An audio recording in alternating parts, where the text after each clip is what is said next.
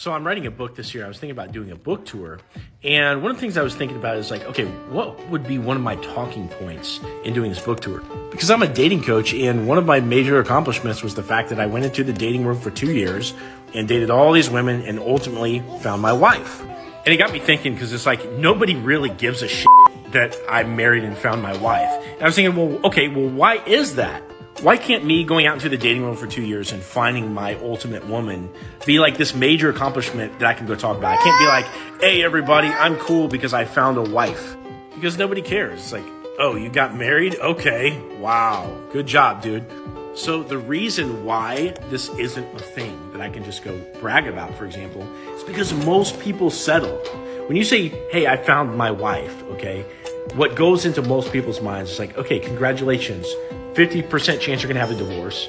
And then the other 50% is pretty much just you living in quiet desperation and mediocrity for the rest of your life, where sex dies off to the point where it's like, at best, you're having it once a week. Okay? And then you can't go out and hang out with the boys anymore. It's like, okay, that's not an accomplishment. And this is why we need a paradigm shift about what being single really is. So most people treat being single as this thing that sucks, right? Because then you got to interact with other people, get rejected, get ghosted, and, you feel awkward. And most people just want to avoid the pain of rejection. So being single is not something they want to prolong because they miss the sex, they miss the companionship, they want the feelings of approval.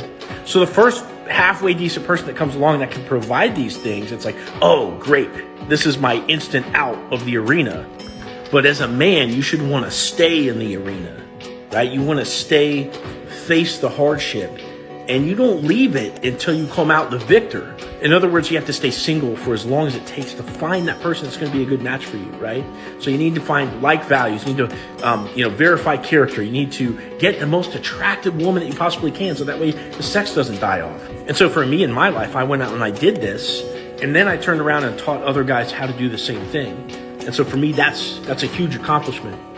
But if this is the kind of thing you want to do too, click on my profile right here and click the link in my profile and apply for one-on-one coaching, where I'll help you every single day through WhatsApp, trading messages back and forth, find that ultimate woman according to your values. And I'll give you a step-by-step plan on how to do the same thing that I've done.